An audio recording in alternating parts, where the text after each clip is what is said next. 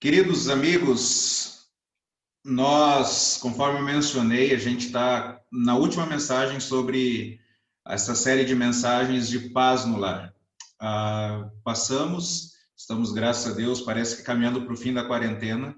Isso revelou muitos problemas nos casamentos, nas famílias, né? Pecadores vivendo juntos vão gerar pecado, vai gerar atrito, e aí a gente precisa da sabedoria do alto, e começamos na primeira mensagem sobre o ABC da sabedoria no lar. Vimos também acerca de como as gerações podem ser transformadas de pais e filhos. Vimos sobre mulheres transformadas, o que Jesus espera das mulheres, e hoje nós veremos acerca dos homens. O que define um homem de verdade? E eu quero te convidar a tirar print da tela, se aquilo que for mencionado aqui falar com você, te desafiar, e compartilhe nas redes sociais, marque, né? Vamos propagar a mensagem, a palavra do Senhor, por esse instrumento da tecnologia. E hoje nós veremos sobre os homens, né? Então, o que define a masculinidade, um homem, o que Deus espera? Nós veremos acerca então de homens transformados, homens que são transformados pelo Senhor Jesus. E o que será que define ele? Será que é Globo? Será que é o Hollywood? Né? Ser um homem de verdade é ter um charuto numa mão e um copo de cerveja na outra? É fumar? É se embriagar? Será que um homem de verdade são aqueles que são os corajosos, né? Estão sempre dispostos a morrer, a dar a sua vida por alguém? E aí alguns confundem a coragem com a violência, acabam sendo violentos com as mulheres, né? O índice de violência contra a mulher é muito elevado, isso é uma das causas, inclusive, do divórcio. Os homens, eles são violentos. O que será que define homem? A gente está tendo um movimento muito forte hoje, que a palavra homem tem talvez o seu significado, né? As mulheres se sentem homens, transformam os seus corpos, masculinizam os seus corpos, e depois esses homens, eles engravidam. O que é homem hoje? O que Deus espera dos homens? Qual que é o papel dos homens, né? Então a gente precisa voltar para as Escrituras e compreender o que Deus espera, como que Deus olha. Ou será que homem é aquele famoso os galinhas, né? Faz tempo que eu não ouço essa expressão, ouvia bastante quando eu era criança, né? Um homem galinha, um homem mulherengo, um homem safado, um homem que está cheio de mulheres. Será que é esse o padrão? Então a Bíblia, em Efésios capítulo 5, nós veremos a partir do versículo 25 o que Deus espera, qual que deve ser o proceder de um marido cristão. E perceba você, mulher, que a gente viu na última mensagem uma mensagem muito difícil de ser digerida pelas mulheres, porque Deus pede a elas submissão, se sujeitar ao marido. Então, se você só está ouvindo essa mensagem e não viu a outra, ouça a outra mensagem. O que Deus espera para você, mulher, o seu papel aqui no mundo, na sociedade, no casamento, na família. E é interessante isso porque, para as mulheres, o trecho que o apóstolo Paulo destina, ele é um pouco menor do que é o dos homens agora, que vai começar no versículo 25. Ele dedica uma atenção maior aos homens agora. E se a mensagem para as mulheres foi difícil de digerir, agora para nós homens ela também, da mesma forma, vai ser difícil de digerir. Vai ser difícil compreender e muito mais difícil de praticar essa mensagem. Então, ouça ela até o final e que o coração, homem, esteja aberto. E o coração seu, mulher, esteja também em oração para que Deus transforme o coração do seu marido. Não adianta você falar com ele se Deus não falar com ele. E se você que ainda não casou, ore para você tomar essa decisão sábia de casar com um homem de Deus, né? E você que talvez está passando por uma situação difícil, né? Talvez de abandono, de separação, de divórcio, que você consiga encontrar em Jesus toda a satisfação que o seu coração almeja. Homens transformados, quais são essas características dos heróis? A Marvel lançou uma série de filmes sobre os heróis. Quais são as características, então, de um homem de Deus, de um marido de Deus, de um marido cristão, de um marido que ama a Deus? Qual que é essa característica? A primeira característica que nós gostaríamos de ver é que o marido é alguém que lidera. No versículo 23, que nós vimos no último encontro, na última mensagem, fala: pois o marido é o cabeça da mulher, como também Cristo é o cabeça da igreja. O homem tem a missão de liderar. Cabe ao homem mostrar o caminho que vai seguir com a sua família, com aqueles que Deus colocou sob a sua responsabilidade. Vimos no encontro passado que liderança bíblica não é ditadura. Liderança bíblica é entrega, é doação. Mas, por outro lado, a família ela não pode ser acéfala. O Hernandes Dias Lopes diz isso: a família não pode ser acéfala. Ela precisa ter uma cabeça, ela precisa ter um líder. E essa família, esse casamento também não pode ser bicéfala. Duas pessoas decidindo. É alguém que vai liderar e alguém que vai se submeter. Deus designou um membro do lar como líder, como o protetor, como o provedor, e a outra parte como a sua companheira, como a sua amiga, como seu complemento. Quando nós vimos sobre submissão, nós vimos acerca dos benefícios, das vantagens e das dificuldades de ser o líder, e os benefícios e as dificuldades de ser um seguidor, de estar submisso a uma missão. E a missão do marido, preste bem atenção, homem, a sua missão aqui nesse mundo, conforme eu mencionei, não é fazer a sua vontade. Não é ser um ditador no lar.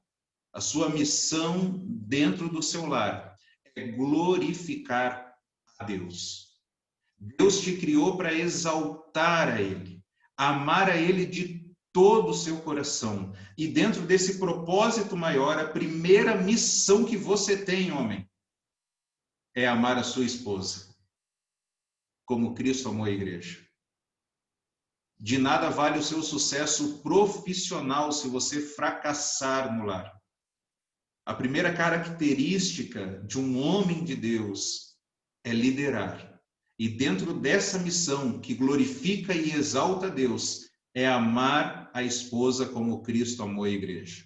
E aí nós chegamos no versículo 25, onde o apóstolo Paulo ele vai dedicar todo esse tempo agora para os homens, e nós vemos que a segunda característica é que amar é se sacrificar. Veja o versículo 25. Maridos, ame cada um a sua mulher, assim como Cristo amou a igreja e entregou-se por ela. O padrão de amor masculino é Jesus.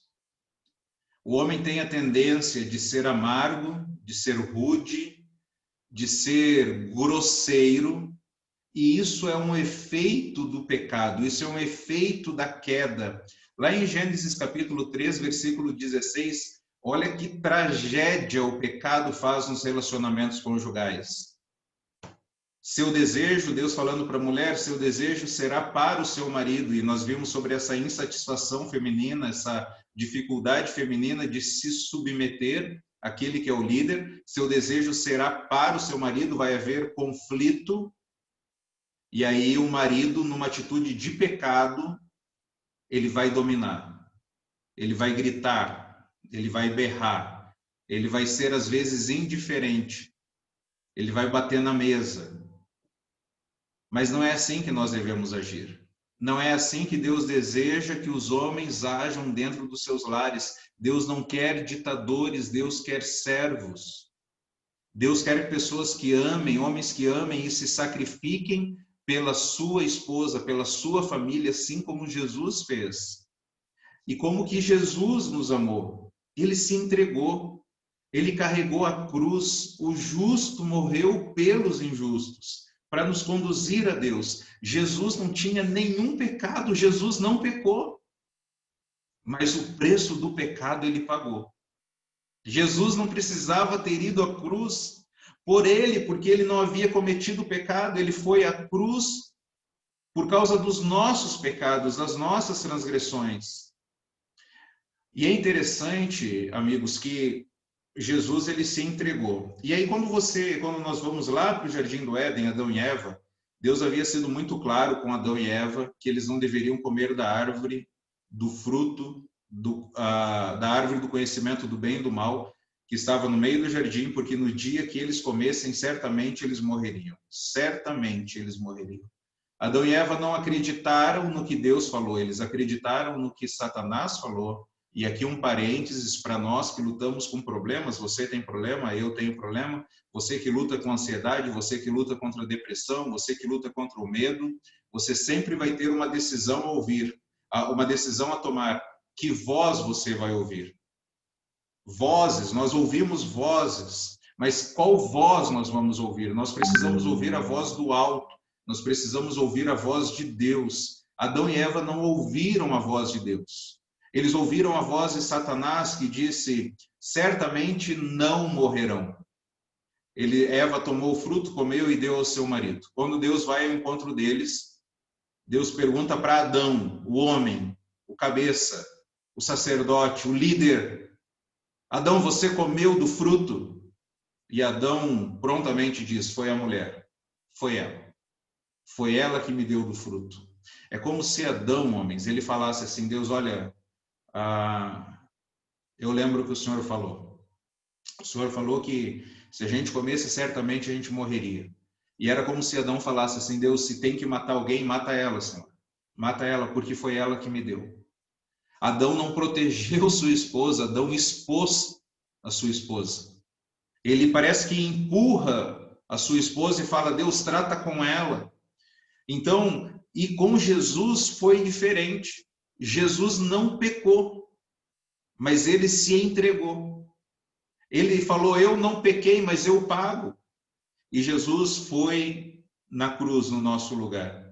Ele se entregou pela sua esposa, e esse é o padrão de Deus para nós.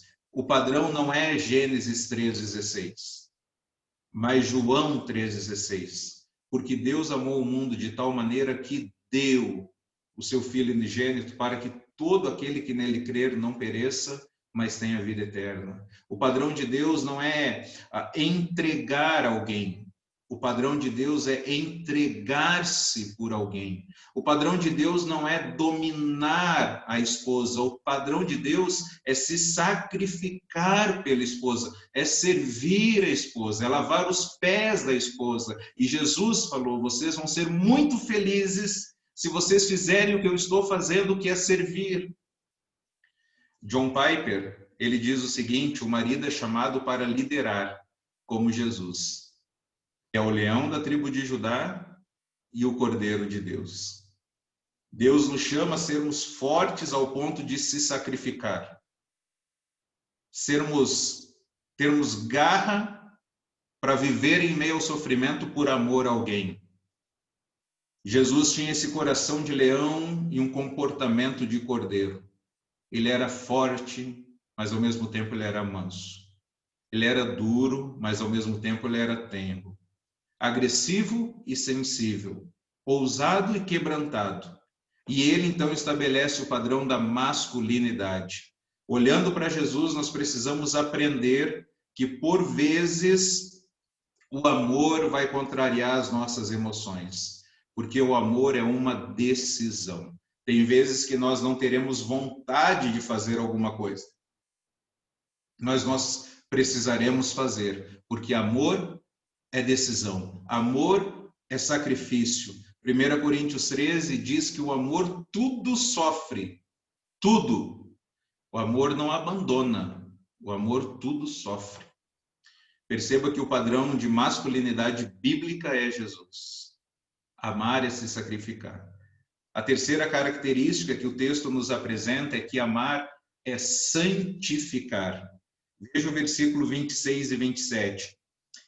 Como Cristo amou a igreja, entregou-se por ela, versículo 26, para santificá-la, tendo purificado pelo lavar da água mediante a palavra, e para apresentá-la a si mesmo como igreja gloriosa, sem mancha nem ruga, ou coisa semelhante, mas santa e inculpável. Jesus se entregou para santificar a igreja, purificar a igreja. E isso é feito mediante a palavra de Deus. A finalidade é apresentar a igreja a si mesmo como uma igreja gloriosa, uma igreja sem mancha, sem ruga, santa, inculpável. Mas eu te pergunto, meu amigo, como que é a igreja, hein?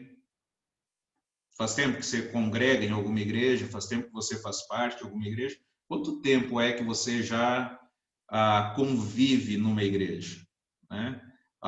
Talvez você já tentou se aproximar de algumas igrejas e se distanciou porque você viu muita podridão lá dentro. Infelizmente, você viu corrupção, você viu sujeira, você esperava o céu e se deparou com o inferno. E tantas imperfeições, mas Jesus se entregou pela igreja para santificá-la, purificando-a pelo lavar da palavra dele. Jesus vai apresentar a igreja um dia como uma igreja gloriosa, como uma igreja santa, como uma igreja inculpável. Essa palavra para nós pastores é uma fonte de encorajamento, porque por vezes é desanimador ver tantos problemas e ver que a gente não é capaz e não somos de fato. A Bíblia diz que a nossa capacidade vem de Deus, então a nossa esperança está no Senhor. Que um dia Ele vai apresentar a igreja gloriosa, santa, à medida que a igreja é nutrida, é alimentada pela palavra dEle, as imperfeições começam a desaparecer. A igreja nunca vai ser perfeita aqui na terra. Ela está se preparando para esse casamento, então não deixe de congregar, não abandone a igreja, porque o Senhor está trabalhando nela, o Senhor não desistiu dela, e é esse padrão que Deus chama para nós homens. Não desista da sua esposa, ame a sua esposa, vá num processo de pastorear a sua esposa por meio da palavra, e à medida em que o casal então ama a palavra, o relacionamento ele é aperfeiçoado. O relacionamento se torna mais agradável, porque a palavra de Deus vai santificando. Ambos, homem e mulher, vão ficando mais parecidos com Jesus. As dificuldades agora não vão mais te distanciar. As dificuldades vão fazer com que vocês se aproximem, para que vocês compreendam qual é a vontade do Senhor e não a vontade de vocês. Se esforcem, não para fazer mais agora a sua vontade, mas a vontade de Deus. E quando nós vivemos para Deus, a pessoa que mais é beneficiada é o nosso cônjuge. Então, maridos, cuide da vida espiritual da sua esposa. Você é o pastor da sua casa, você é o sacerdote da sua casa. Tem alguns textos bíblicos que eles são pouco mencionados, mas tem alguns versículos que dizem que é vergonhoso a mulher falar na igreja. Será que o texto tá sendo machista? A gente vai ver, no final dessa mensagem, a gente vai falar, será que o apóstolo Paulo é machista? Será que Jesus é machista? Por que a Bíblia diz que é vergonhoso a mulher falar na igreja? Porque expõe o seu marido que não está sendo o pastor da sua casa. É por isso. O marido não está pastoreando, o marido não está cuidando, ele não está orientando, ele não está tirando as dúvidas. Se a mulher tem dúvida com relação à vontade de Deus, ela deve perguntar para você, marido. Ela deve chegar para você e falar, meu bem, eu estou com uma dúvida aqui de escatologia, estou com uma dúvida aqui sobre teodiceia, sobre a trindade, sobre as nossas origens, sobre a profecia de Daniel, sobre as cartas da igreja de Apocalipse. Meu bem, eu estou com dúvidas, então marido, se prepare, santifique. Amar é santificar, amar é pastorear, amar é conduzir a esposa para mais perto do Senhor. Seja um exemplo de amor à palavra, de manejar bem, corretamente a palavra da verdade. Você é o pastor do seu lar. Em quarto lugar, a quarta característica, então, de um homem de Deus é amar, é cuidar. Quem ama, cuida. Versículo 28 até o 30 diz o seguinte: da mesma forma, os maridos devem amar cada um a sua mulher como a seu próprio corpo. Quem ama sua mulher, ama a si mesmo. Além do mais, ninguém jamais odiou o próprio corpo, antes o alimenta e dele cuida, como também Cristo faz com a igreja, pois somos membros do seu corpo. Perceba essas declarações aqui. Os maridos devem amar cada um a sua mulher como a seu próprio corpo. Quem ama sua mulher, ama a si mesmo. Ninguém jamais odiou o próprio corpo, e os dois se tornarão uma só carne. Ninguém odeia o próprio corpo, antes o alimenta e dele cuida, como Jesus faz com a igreja. Perceba você que nós já cuidamos de nós mesmos. Nós nos alimentamos, nós nos agasalhamos. Você percebe que o piscar do olho é um ato de defesa nosso, né? Se alguém arremessa algo sobre nós, automaticamente a gente pisca, como um sistema de proteção. Nós nos protegemos de algo que possa nos ferir, nos protegemos do choque, de altura, não é verdade? De bichos, de velocidade. Nós nos protegemos. Nós cuidamos de nós mesmos. Tem um termo que é usado, que é um termo chamado, os homens são chamados de metrosexual, né? São aqueles homens, é uma gíria para aqueles homens que são excessivamente preocupados com a aparência, que gastam grande parte do seu tempo e do seu dinheiro com cosméticos, com acessório, com roupas. Eu não lembro, quando eu era menor, adolescente, jovem, né? De adolescente para criança, eu não lembro de homens pintando as unhas. Mas hoje eu conheço várias pessoas, homens que pintam as unhas, cuidam das unhas. Não estou falando que isso é errado, eu só estou falando que o cuidado está acontecendo. Então, nós já nos amamos, nós já cuidamos de nós mesmos. E é interessante também que o desleixado, aquele que não se cuida, ele já se ama também. Ele gosta daquele jeito, ele fica à vontade daquele jeito. Com o cabelo, com falta de escova de dente, né, de escovar os dentes, com a roupa rasgada, largada, ele já é desleixado porque ele se sente à vontade, ele já se ama daquele jeito. E olha que interessante, Deus está falando assim, maridos, olha, você já se cuida. Tem alguns que gastam muito tempo com academias, com esporte. Então, da mesma forma como você se cuida, você deve cuidar da sua esposa. Deus, mas eu não gosto de mim, eu não me amo. E Deus é muito claro aqui que ninguém jamais odiou o próprio corpo, antes o alimenta e dele cuida. A afirmação ela é contundente. Ninguém se odeia. Todo mundo se ama. E nós precisamos então aprender a amar a Deus e amar ao próximo, porque nós já nos amamos. O casamento é algo muito sério. É a segunda decisão mais importante da sua vida. A primeira é onde você passará a sua eternidade, se com Deus ou sem Deus. E a segunda decisão mais importante da sua vida é com quem você vai passar o resto de seus dias aqui na Terra. De todas as mulheres do mundo, você escolheu a sua esposa para passar o resto de seus dias. De todos os homens do mundo, a esposa escolheu o seu marido para passar o resto de seus dias. E aí Deus fala no versículo 31, por esta razão, o homem deixará pai e mãe, se unirá à sua mulher, e eles se tornarão uma só carne. O que significa deixar pai e mãe? Significa exclusividade.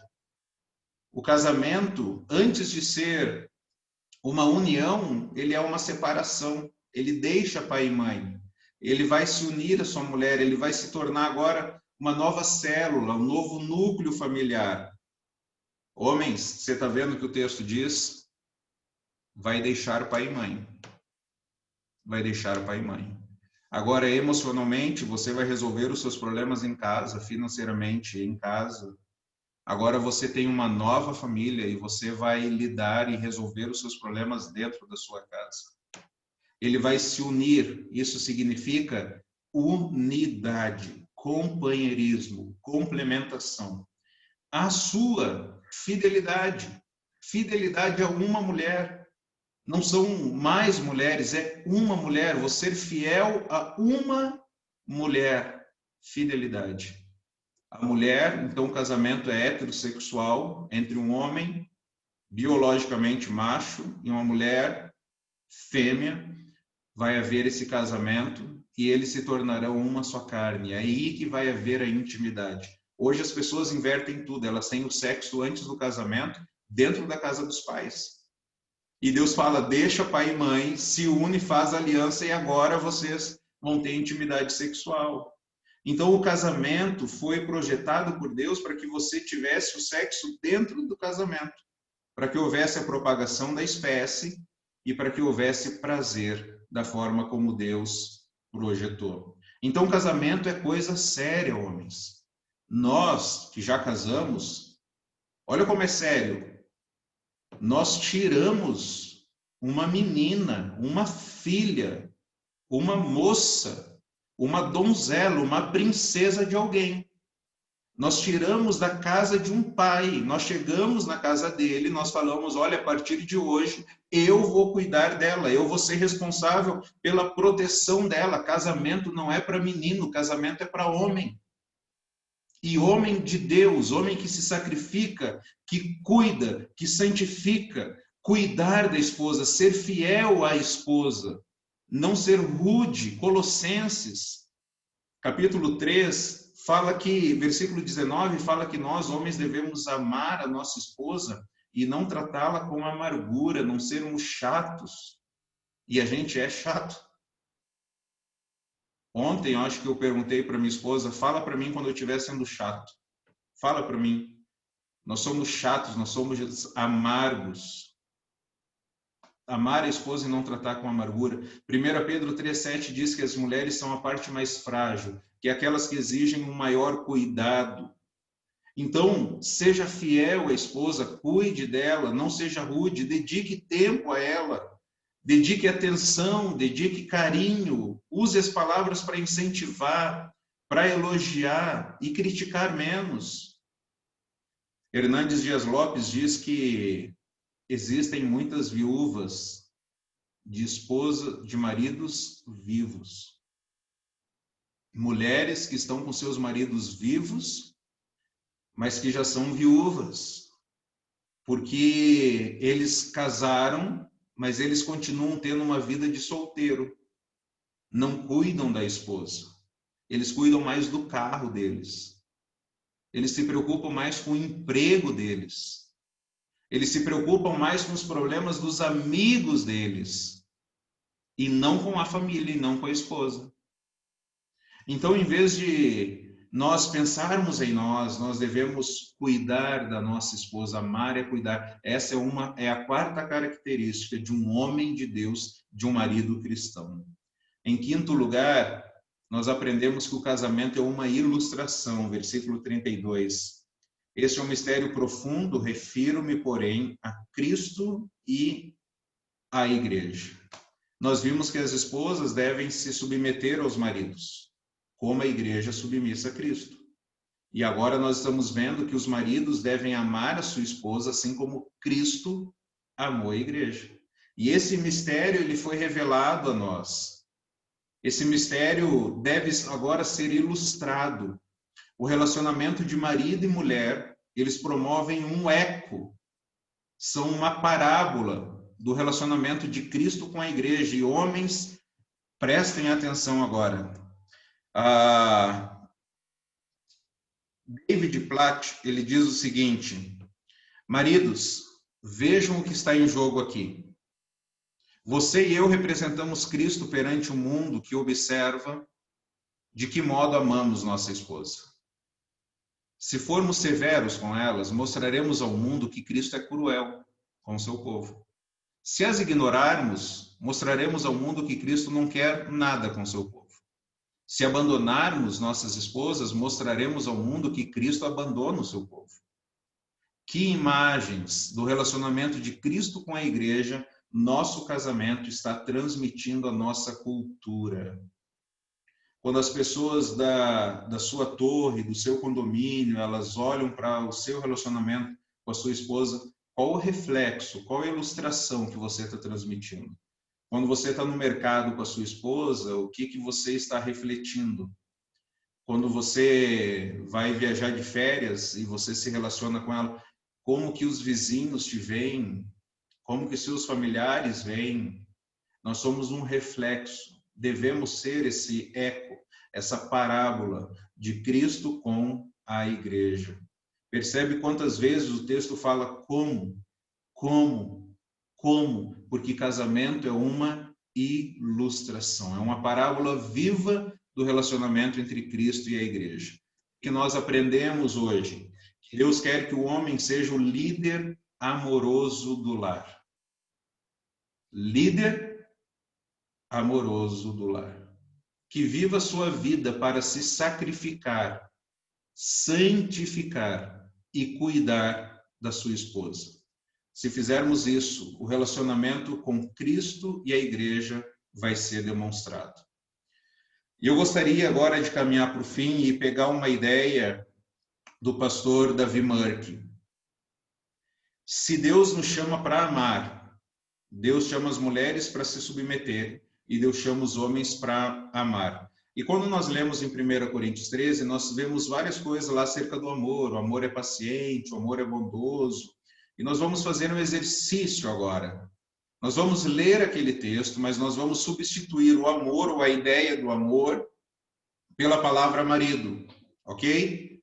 Então, vejamos como que o texto ficaria. E homens, antes de nós lermos, leia em oração. Leia em oração, pedindo ajuda de Deus, ok? Vamos lá. O marido é paciente e bondoso.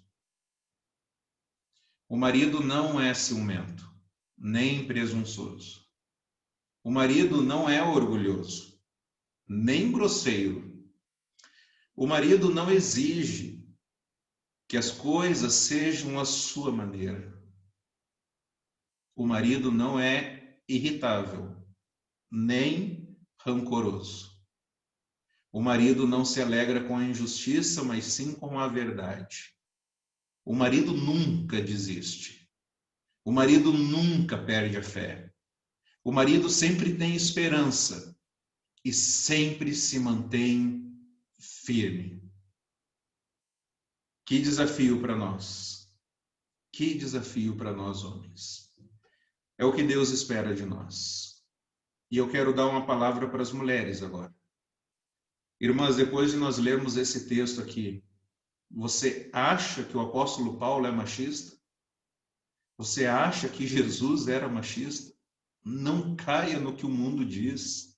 Não acredite no feminismo. Não acredite nessa ideia de empoderamento. Todo o poder pertence a Deus. E ele designou, ele criou homem e mulher iguais no ser, mas diferentes no fazer, da mesma essência, mas com funções diferentes. E a função da esposa é ser uma auxiliadora, uma companheira, e do marido é proteger, servir e amar. Complementação, o plano que Deus estabelece para nós. Nós vimos que os homens devem refletir o amor e sacrifício de Jesus. E nós vimos que as mulheres devem refletir a graça e a beleza da noiva. E nós vimos que o casamento deve refletir a aliança de Cristo e a igreja. Que Deus nos ajude a vivermos este lema: um para o outro e ambos para Deus. Que Deus faça uma obra de restauração no seu casamento. Que Deus traga de volta aqueles que abandonaram o lar. Que Deus, se isso for inviável, que Deus possa satisfazer o seu coração de forma plena em Jesus. Mesmo que diante da infidelidade do cônjuge, você se mantenha fiel ao propósito de Deus para a sua vida. representando aquilo que Deus espera de você. E que Deus nos use para as pessoas olharem para os nossos relacionamentos e não verem nós, mas que eles vejam Jesus em nós. E Deus em tudo seja glorificado. Vamos orar? Pai, damos graças ao Senhor, porque o Senhor não desiste de nós. E lhe pedimos, Senhor, para que Jesus seja cada dia mais conhecido em nossas vidas. E o Senhor vai ser conhecido em nós, vai crescer na medida em que nós possamos diminuir. Abrir mão do nosso eu, abrir mão da nossa vontade, se servir e sacrificar, principalmente o nosso cônjuge. E que o mundo saiba que nós pertencemos ao Senhor. Restaure, Senhor, todos os corações feridos que estão ouvindo essa mensagem. Traga perdão, Senhor. Traga restauração. Traga de volta aqueles relacionamentos que ainda podem ser restaurados. Traga de volta esses cônjuges. Aqueles que estão vivendo em pecado, que possam confessar os pecados e abandonar os pecados e viver para o Senhor em consagração. Ajuda-nos, Senhor, para que possamos refletir esse mistério que é o do seu amor por uma igreja que muitas vezes vira as costas para o Senhor. E que nós possamos então refletir o seu grande amor aqui nesse mundo. E possamos, ó Pai, como a igreja verdadeira, ser submissa a Ti. É no nome de Jesus, o nosso Senhor e o nosso Salvador, que nós oramos. Amém. Que Deus te abençoe, meu amigo, minha amiga, que o Senhor esteja te ajudando na sua caminhada em direção à vontade do Senhor. Que Deus te abençoe.